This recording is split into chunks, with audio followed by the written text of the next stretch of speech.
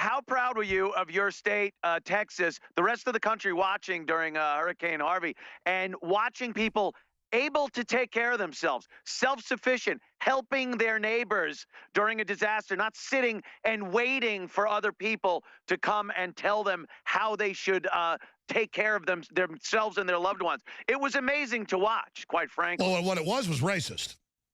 Oh, well, of course it was. Alex, of course it was. But it was amazing to watch people. No, but I'm getting serious. Everybody of every color helping each other. And then Charlie Hebdo has Heil Hitler flooded. But no, you're absolutely right. People say Texas is different. How is that so alien that we actually were able to take care of each other? That's weird.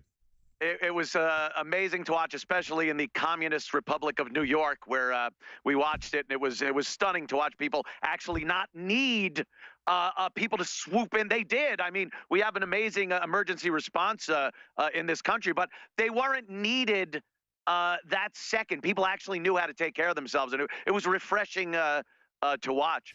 On this whole chip implantation thing, oh my God, this is what they do. They present things to you as a convenience.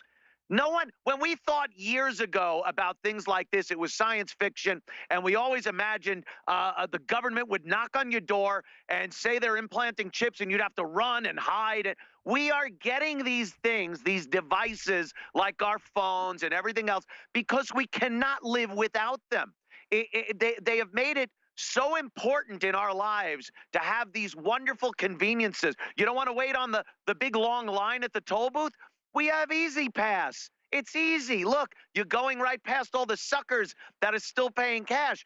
Meanwhile, it's being used in courts around the country for things like divorce proceedings, and your privacy is completely. And they catch them overcharging people. That's the thing. I'm all for technology. The problem is it's so complex with Trojan horses. It's always used to screw us over. So I want to prosecute and have the public aware, the companies that are watching and listening. I'm all for technology, but stop letting people, just because I have a door on my house, that's technology, doesn't mean you have an excuse to have the key to it and come in whenever you want if you don't live there. And now, your host, Anthony Cumia, with his own Compound Media, reaching millions of people each week. He's one of the most censored people from syndicated talk radio and then censored off XM. His crime? Well, being in the top 3 shows on XM and not supporting Black Lives Matter, gunning police down. He called them savages. I think the KKK out burning crosses in people's yards are savages. And I think black folks who are racist, shooting random cops in the back are savages too. That's a term we use for scumbags. And I think the people out looting all over Florida and the Caribbean are thugs as well. But the media says you're racist if you point that out. Well, that political correctness doesn't work anymore. I rarely jump into Anthony's time. We're blessed to have him every 2 weeks hosting an hour here in the roving 4th hour. But I wanted to come on because I didn't get to this earlier with all the guests I had. And I wanted to get his take because here's the deal. Even if you're not a Christian, and I'm certainly not down at the hellfire and damnation glitterbug churches where you worship the preacher. But as a Christian, reading the Bible, a world government, got to have this mark in your hand or forehead to buy and sell. I can politically imagine, just as a citizen or just as a human, what Hitler would have done with a technology like that. And now in Sweden and other areas, they're trying to push the public having it to replace credit cards and your keys. And, oh, we're going to give you discounts if you do it. And, oh, cybersecurity, we've lost so many people's IDs, and there's been so many data breaches, you got to go to face scans or hand scans, but somebody can fake that. We need to have a microchip in your hand, which thieves, of course, can then digitally scan and steal as well. Oh, then it's going to be a biological mark mixed with your DNA or a nanotech chip in the hand that no one can copy. That's really where they want to go. So you just heard the rest of the story, as Paul Harvey would say. It's a nanotech chip. But I love the political correctness there in Sweden, the home of Stockholm Syndrome, being a victim and loving it, where they tell you, let Muslims rape you, police chief, just let terrorists in the schools. We can learn from terrorists, close quote. You say, that sounds crazy. No, it's not. If the police can say we're going to let people rape you, we're going to put returning ISIS in schools, and we're going to give them preferential welfare, you'll put up with the government doing stuff. So it is a induction of Stockholm Syndrome. So the story is linked on the right-hand side. It was the top story earlier. It's moved down, of drudgereport.com. We'll put that on screen. And it's an image of an X-ray of a hand with the microchip in it. And the story is a Paul Watson article on newswars.com and infowars.com. Implanted microchip to replace credit cards, car keys. A microchip embedded under the skin will replace credit cards and keys, according to a Stephen Ray, who has already overseen a program for Sweden's largest state-owned train operator that allows customers to scan their chips instead of using tickets. So where it's going is making you do it. At first it's like, oh, driverless cars, cool. But then they go, actually, we're going to overcharge you on insurance till you can't afford it. We're going to make you have a robot drive your car. See, BBC News showcased the system in which Swedes are able to have their embedded chip scanned by a conductor who uses an app to match up their chip membership number with a purchase ticket. Around 3,000 people in Sweden have already had the chip embedded in their hand in order to access secure areas of buildings. And Mexico's done the same, many other areas. Military's done it. And then it becomes ubiquitous. You're an animal, marked, the control. But suddenly, since this is all admitted, we don't hear churches complaining anymore. Back in the 80s and 90s, it was fun to say this, but we'll all be raptured before it happens, right? Even though it's not even in the Bible. Until after the devil comes and then God comes back and then the dead are raised and all that. But whatever, it's the ultimate cop-out. And I'm not judging anybody. My whole point is, I guess you're just going to go, well, I must already been raptured. We get our chips in heaven. Even if you're a devil worshiper, you shouldn't want to have a dog tag, embedded in you because you're too dumb to have a wallet. It's insane. So I want to get Anthony Cumia's take on this, but here's the ridiculous lecturing, like we're kindergartners, selling us the wonderful beast chip, which they said was never going to come. Here it is. Here it is. Wow. That small guy can touch it, yeah. Look at that. It's so cool. Stefan Ray works for Sweden's largest train operating company. It's a cyanide the first in the world to begin using microchips that sit underneath the skin as train tickets. This microchip implants sits right here. Hallucinate for 30 seconds before you die. It's under my skin. Okay, here comes the ticket officer. This is our chance to see if that works. Each passenger with a microchip must be registered with a membership number. The microchip holds this number. Then they jump into a meat grinder, converted from a wood chipper. A validation app. It's there, so it shows the tickets, our names, and it all came from that, yeah. Then she beats you in the head with a hammer for fun. Privacy. The solution we found was... It's such privacy. The membership number that won't be telling anyone anything about you outside our company. Oh. There's no transmitter here, so you can't be tracked like with the GPS or So not even any questions here. So because far, it's a trendy... 3,000 people in Sweden have a microchip. This is a trendy black guy that everyone will go, I've got to have it or I'm racist. Theory, you could use like, blow your brains out or you're racist. Everybody's like shoving guns in their mouths. Credit cards. I'm going to skip this break because I don't steal time in the fourth hour. I just skip breaks. We're going to skip this break and the 50, so Anthony gets his 7 minutes back. Compoundmedia.com. Anthony, I mean, this is reaching cuckoo land here. Meanwhile, we've got Hillary all over the news. Because this isn't like some Bible-thumping show. I'm a Christian, but I'm not pushing that. But now, all over the news, we've got Democrats saying we kill people with hexes, we're into voodoo. What they are is a bunch of crazy Harry Potter loons. It's even worse than devil worshippers. They're completely insane and believe they have magic powers, like they're like demonic leprechauns. What's going on here? It gets crazier and crazier by the week, by the day. First, I got to say something, Alex. Man, how proud were you of your state, Texas, the rest of the country watching during Hurricane Harvey, and watching people able to take care of themselves, self-sufficient, helping their neighbors during a disaster, not sitting and waiting for other people to come and tell them how they should take care of themselves and their loved ones. It was amazing to watch, quite frankly. Well, what it was racist. Oh, well, of course it was, Alex. Of course it was. But it was amazing to watch people. No, but I'm getting be serious. Everybody of every color helping each other. And then Charlie Hebdo has Heil Hitler flooded. But no, you're absolutely right. People say Texas is different. How is that so alien that we actually were able to take care of each other? That's weird. It was amazing to watch, especially in the Communist Republic of New York, where we watched it, and it was stunning to watch people actually not need people to swoop in. They did. I mean, we have an amazing emergency response in this country, but they weren't needed that second. People actually knew how to take care of themselves, and it was refreshing to watch. On this whole chip implantation thing, oh my God, this is what they do. They present things to you as a convenience. No one, when we thought years ago about things like this, it was science fiction, and we always imagined the government would knock on your door and say they're implanting chips, and you'd have to run and hide. We are getting these things, these devices like our phones and everything else, because we cannot live without them.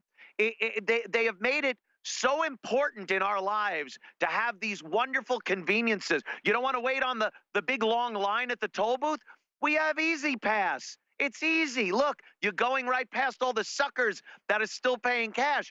Meanwhile, it's being used in courts around the country for things like divorce proceedings, and your privacy is completely. And they catch them overcharging people. That's the thing. I'm all for technology. The problem is it's so complex with Trojan horses. It's always used to screw us over. So I want to prosecute and have the public aware, the companies that are watching and listening. I'm all for technology, but stop letting people, just because I have a door on my house, that's technology, doesn't mean you have an excuse to have the key to it and come in whenever you want if you don't live there.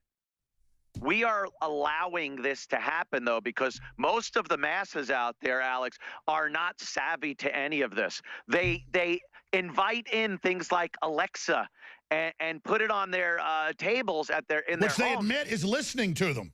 It's listening. Your television, your smart TV. It's so convenient to just say, hey, TV, put on HBO or something. And meanwhile, while you're talking in your room, having a private conversation, these things are listening to what you're saying. And the tech giants go, it's okay. We put the terms of service. Samsung said, watch what you say. Right. It's in the terms of service. So who reads that? No one really reads those things. So you're inviting spies into your house. And a lot of people say, well, if you have nothing to hide, what's the problem? Well, the problem is freedom of speech is a thing that's almost extinct at this point. Between these indoctrination centers that are supposed to be colleges and mainstream media. So when you're talking in private in your own home and people are listening to this, you could say what they dub the wrong thing. Well, let's go further than that. Let's go further. It's just like people that would put on Facebook and Twitter, I'm going out of town to Cancun, and their address, here's all the stuff I got for Christmas. They use it to rob you. Just because you have nothing to hide, we have doors and windows to stop mosquitoes, to stop criminals. We have privacy because we're private. It's like saying, do I have something to hide because I don't take my wife out on the front lawn to have sex? You know, privacy's part of being free. It's not that I'm bad or hiding something. I got a door on the bathroom for reasons. Yeah. And we've grown so used to our phones being something we cannot leave the house without. And these are tracking devices. These are devices that we are giving up our freedoms, our privacies, our liberty with this device. But it's gotten to the point where people are saying, hey, they could leave that at home. So we don't want them doing that. We want to be able to constantly track them. Let's put a chip implanted in them so they can get train tickets easier, shop easier, and be tracked. Where you're going, and then the thieves use it to thieve even more, and the answer is, oh, go to biometrics, go to a chip. Now I'm going to get out of here because you've got stuff to cover, but Anthony, I want to ask you about the state of the country, where you see things going, all of it, but since you mention it, I'm going to be honest. I let my children, when they're going to go to the mall with friends or go to a sporting event, have one of the smartphones. They've got phones, but I don't give them to them all the time. But I may have to get rid of them because all they talk about is the phones. All they ever want's the phones, and there's studies out showing it's causing them to not be social. People are texting to each other across the deal. I know I'm on them too much. I know I'm on at dinner. My wife's like, what are you doing? Even though I've got work to do. I get it. It just brings work with you everywhere. Because if I stayed at the office, I'd always be working. I'm supposed to go home to stop it for a little while. And so it's ending compartmentalization. So there's a lot of great stuff about them, but they admit lowering IQ, lowering connectivity, lowering people having relationships. And Tucker Carlson asked, has smartphones destroyed a generation? And the answer is, I can totally control my children with just them having and not having the phone better than my dad could ever me, which asks me, how powerful is this technology? Here's the clip, and we'll get Anthony Cumia. He's hosting right now. CompoundMedia.com. We'll get his take. So I found with teens, for example, that those who spent more time on screens, say social media and texting, were less happy, more depressed, and actually had even more risk factors for suicide. And there's other studies that have found the same thing. There's a couple, for example, that followed people over time, found the more they used social media, the more unhappy they were. And unhappiness didn't lead to social media use, so it wasn't the other way around. Well, I mean, that just seems like a really important fact. So I see the coverage of the iPhone, and I have one sitting on the desk right here, which I use a lot, too much. So I'm part of the problem. But I see the coverage, and it's this breathless technology reporting. But I never hear anybody mention the obvious, which is the more you use this thing, the less happy you become. That's right. I mean, that seems like a salient point, no? Yeah, absolutely. And, you know, I think it's really having an effect on young people. So I've done this work on generational differences for about 25 years. And around 2012, I started to see some really striking patterns in these very large national surveys that are done of teens. Their mental health started to really deteriorate right around that time. All right, let's stop right there. My children listen to me, but they tend to not to. I'm going to go home tonight and I'm going to show them this because here's what I found. I've done experiments on my children. I'm just going to be honest. We all do it. You do experiments to see what they listen to, what they don't, what gets their attention. I've done weekends where I go, here, have the phones. They're all gone in their rooms like zombies. And then the next day, they're like stumbling around. I take the phones away. They're painting. They want to go see a ball game. They want to go to the movies. They want to go hiking. They want to, you know, whatever. They're alive. So I'm telling them, I've made the decision. I'm going to basically take the phones except when they go on an excursion. And they go, oh, that's how I know my friends, blah, blah, blah. So Anthony, I'm going to turn it over to you now. But just profound video. The full video's up on Infowars.com. What are your experiences with this? It's not like we're troglodytes and hate technology, but it's not just that expert. As you know, screen time, phones particularly, Facebook documents, they know their users, they're controlling them, especially liberals. They want to keep them alone, keep them desperate. They really believe Nazis are under the table. I mean, these are mind control devices. You take over, brother, CompoundMedia.com. Thanks for letting me jump in with you. Thanks, Alex. Yeah, I honestly believe the advent of the phone, the cell phone, smartphone, what have you, history will show it to have changed humanity, to have literally changed humanity, like perhaps like the first ships that carried us across the oceans did. It's going to be so monumental in changing the way that people talk to each other and interact with each other. Back just a few years ago, and I don't think you're going to be able to really see the effects of this for years to come, but we're seeing it very early on because, relatively speaking, this is a blip that we've had this technology, and already you can see how it's affecting our societies, but we won't really see it for quite a few years. But here's what I've noticed. Things that used to be commonplace are non-existent anymore.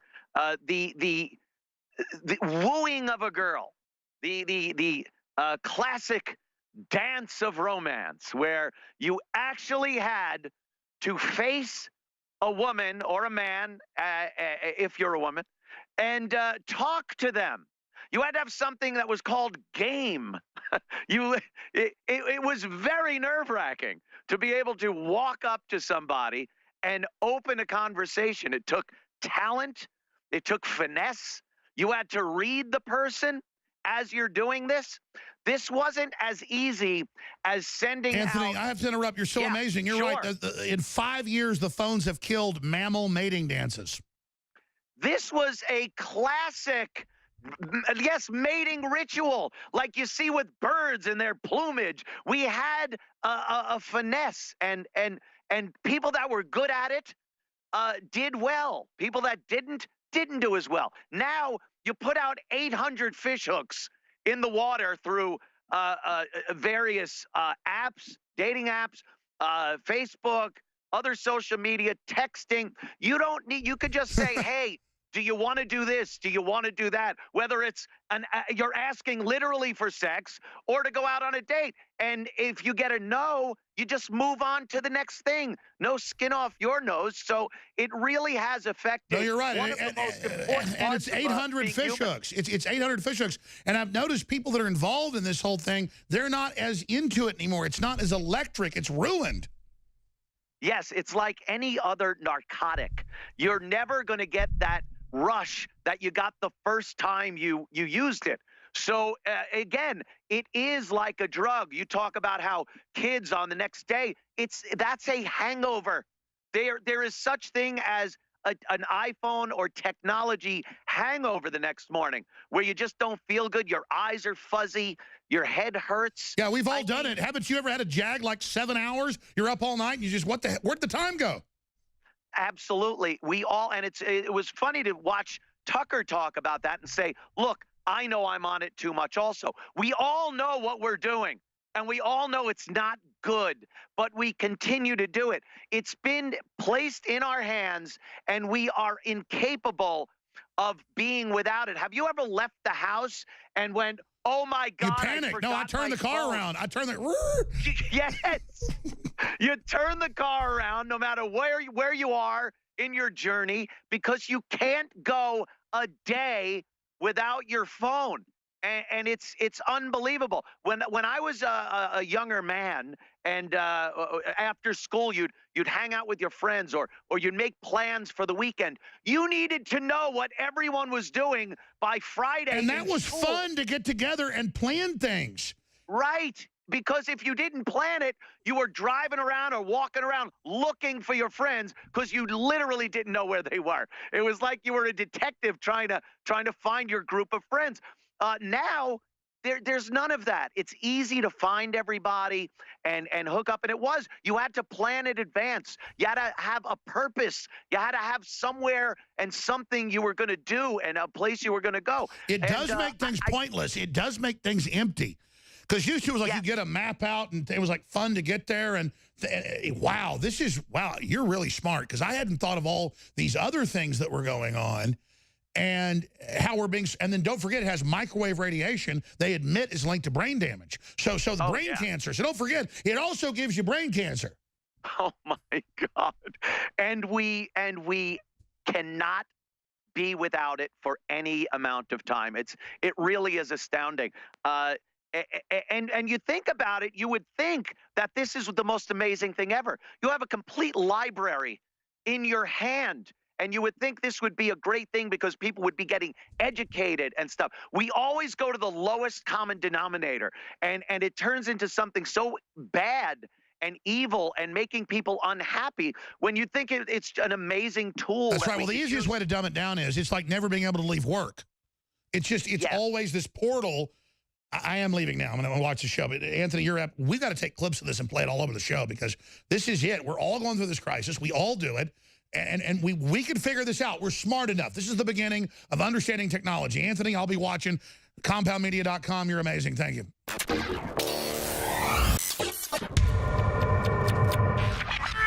Ladies and gentlemen, Facebook, Google, YouTube, Twitter, they're all censoring our videos. They're censoring any videos that are pro-free market, pro-America, pro-sovereignty. They admit they're doing it. And they're using the names we use in the videos to demonetize them. I don't care about the money. The issue is that once they demonetize them, they don't let you spread them. So again, it's up to people individually to spread them. Even though when these videos start ranking, they block them. So here we go. Here is my Bengal cat, my daughter's Bengal cat. This is Hunter.